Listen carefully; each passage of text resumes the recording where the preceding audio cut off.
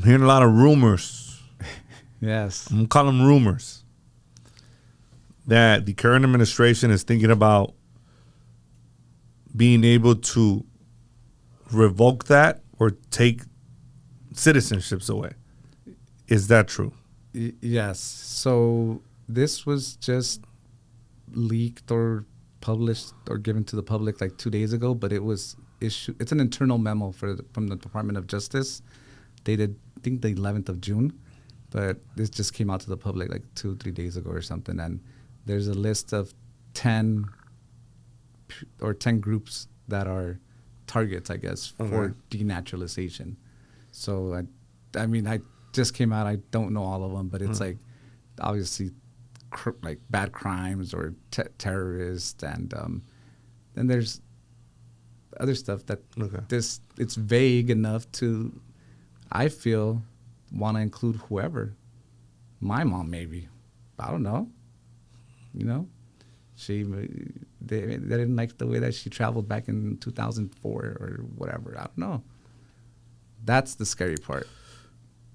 The way it's written is super vague. So there's a catch-all clause in there at the end. And whatever, that's what I do remember. Whatever and all other actions that the Attorney General deems something, kind of like if it's not up there, then if we don't like it, then we'll try to find a way to denaturalize. That's how I interpreted it from the brief skim that I gave it.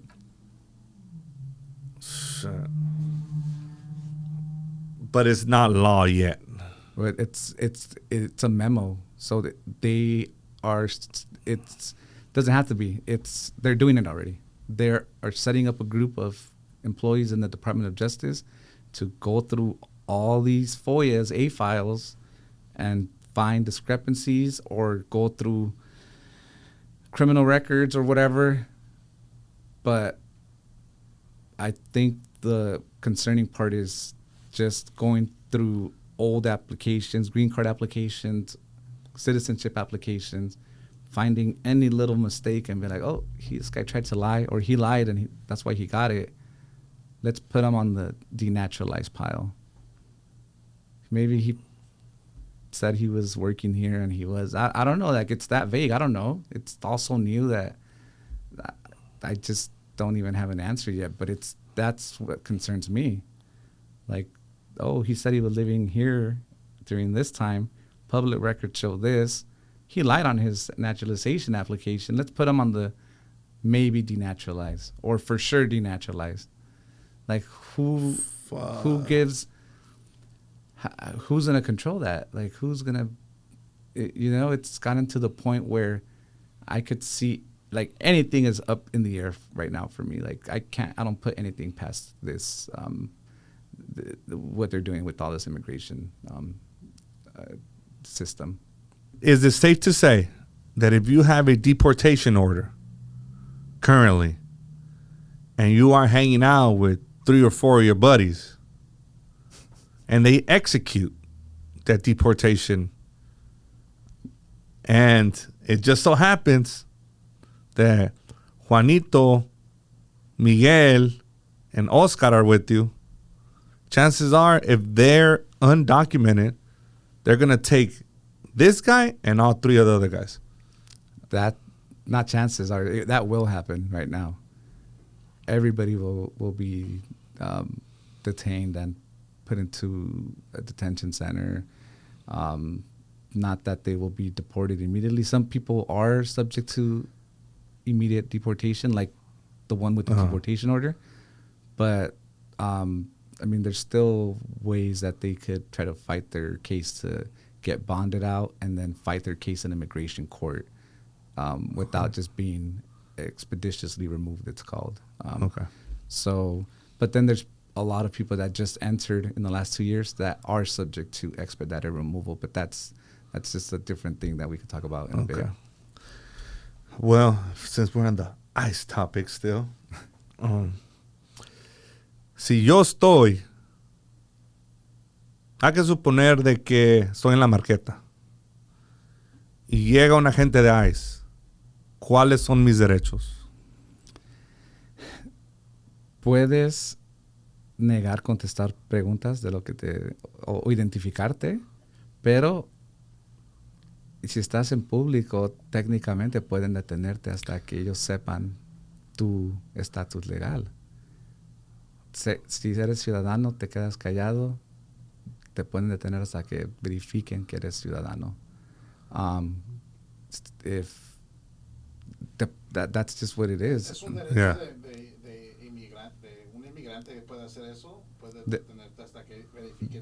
De todos, si a mí me llega un oficial de ICE en la marqueta y no contesto nada, they could detain me hasta que sepan que soy ciudadano. I mean, I could see why some people would do that out of like protest and stuff, you know, like I'm not going to answer anything, but it's, they could know that. They have to know that. That's their job, to know people's immigration status. And I don't want to be, maybe I'm incorrect, but it's just, that's what they're doing now. Like they want to know your immigration status. I mean, is it right or wrong under the law? I don't know, but they are detaining people until they find out their immigration status. Okay. From what you know, we're from Downey. Yes. And you've seen those videos of these car washes getting hit. I saw it on my window. I could see the car wash from my window. Oh, God. My neighbor got picked up. ICE was outside my office. I told my receptionist to cancel all my appointments in person. I didn't want anyone coming. Not my neighbor, a block down, 2 doors down. So my question to you is, he did have a removal order. Just throwing it. I mean, I'm just. Okay, that's where I'm. That's the key thing. Yeah. Okay, that's where I was headed. So I have a clear understanding of how the media can manipulate situations, right? And it goes back to what I said earlier. Like, he did have a removal order. He did, yes. He did. And it just so happened, of the people that were around him, 20 other people. That's an issue. 20 years working in the country, no crimes, nothing. We're all going in. And because one person has a removal order. It's probably a crime that's on their something that's flagged.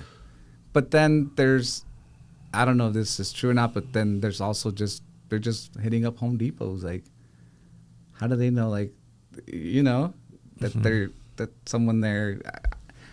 I would take an educated guess and say that not all of the ICE raids are because of someone that has a removal order. Okay. And I think I would bet on that. And I think you're probably right. Yeah. Because in certain situations, like the Home Depot, these guys are just posted up. Like, they're just there waiting. So I mean, it's a gamble for them too, though. Like, they're like, hey, odds are one of them probably has a removal order. That's what they're saying. I mean, the ICE officers. And then we'll just justify it later or whatever. They don't even have to. It doesn't matter anymore. It doesn't matter. Doesn't matter. The one that got me was the street vendors in front of a Home Depot. Mm-hmm. Going back to social media, I had deleted TikTok since the ban happened, and I was like, cool, I'm good. I got it back recently because my wife was sending me stuff, and she's like, I'm thinking of TikTok. I was like, all right, I'll get it. And I woke up one morning, maybe like 2 weeks ago, and there was someone live, and they were saying that they had taken like 30 people, street vendors and workers or whatever, and this is what got me. It made me very sad. You could still see the tortillas on the plancha.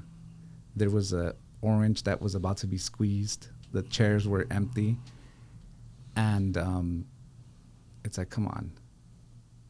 Really? Like seeing that image, I mean, I cried. I'm not going to lie. I do this for a living, and it's the business that I'm in, but that's why I'm in it, because I care. I want to help people. And then I saw that. I was like, geez, like, what's happening? What is happening? And I mean, they were just, the tortillas were there. They were already doraditas, you know, like that sucks. They were trying to make a living, you know. Somebody was about to probably buy something, and the orange juice was about to be squeezed. The orange was there. The other ones that were made were like on the side. And I saw the live, and I was like, and that's why we're here. I was like, because whoa. I was like, this some of these things don't settle well with me, especially the ones that have been here forever, are committing no crimes, and have been working their asses off, you know?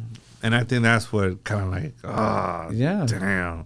Well, I come from immigrant parents. Yeah. You know, so it's like, shit. That certain ones kind of sting a little bit, brother. Yeah. No, honest. Yeah, that one's, I mean, I'm always going to remember the plancha with the tortillas right there in the orange, you know? And that's what it is. Like, I just recommend get a consultation with a good immigration lawyer. And if there's relief, apply immediately. Going back to, you know, because I'm really active on social media and stuff like that, and I see a lot of the things, and I know a lot of people are not genuinely helping out our people, brother. Yeah.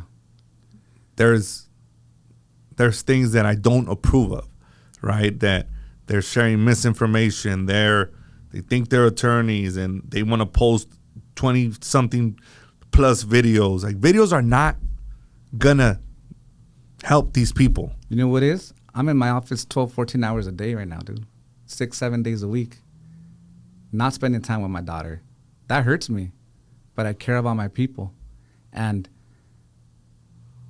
the way I see it, she's 3. It hurts me a lot, but it would hurt me more if my client gets deported because I wanted to go to Disneyland for a day or whatever. I mean, I know I need to take my time too and, you know, take care of myself. Yeah. But I can handle it. I mean, work is work, man. Work is work. And it's not work when I know I'm making a difference in people's lives. I have approvals that have come in since all of this started, and I have them. I usually put them all away, scan everything, have the client come pick up the files, and I told my staff, leave them there. I want that to be our motivation. Let them pile up. The post, whatever you want to call this, approvals, green cards just coming in. Yesterday, got one. This week I've gotten a handful. So last week I've gotten a handful. It's possible. Yes. Even with what's going on. That is why I am, I don't know the right term, but I'm seeing all this outside, and then I'm getting green card approvals in the mail. No interviews when they said they were going to interview everyone. And then the best ones are when they've gone to other attorneys that are not diligent, not to knock on my colleagues, but you just got to do your homework, look at everything, look at the record. Okay, bam, this is the way you could do it. This guy, the guy that opened up a market in Laguna Niguel was telling you about earlier, 37 years in the country. No. He had spent thousands of dollars trying to get it through his employer. He couldn't find one document to be able to adjust his status here. Now his daughter's 21. I said, you know what? Let's give this a shot. I sent a FOIA request, Freedom of Information Act, to the Employment Development Department of California. They said, we have proof of that petition. It's destroyed, but we'll give you this letter. That did it for him. The guy, he's been here 37 years. He just opened up a market in Laguna Niguel, his second or third market. Couldn't believe it. We walked out of the building. National Guard is standing there. I felt good. I was like, let's go, baby. You're a resident now. You don't got to be scared. You're a resident now. Keep making that money, homie. Look at everything you did already. You have a house in Dana Point. Dang. Right, beachfront? Dang. Actually, yeah. I was curious, and I went on Google Maps, and yeah. So things like that. Hey, people like that, they'll refer me everybody, dude. And I don't do it for that. I do it because even if he doesn't, I don't care. He's a resident now. When everybody else told him no.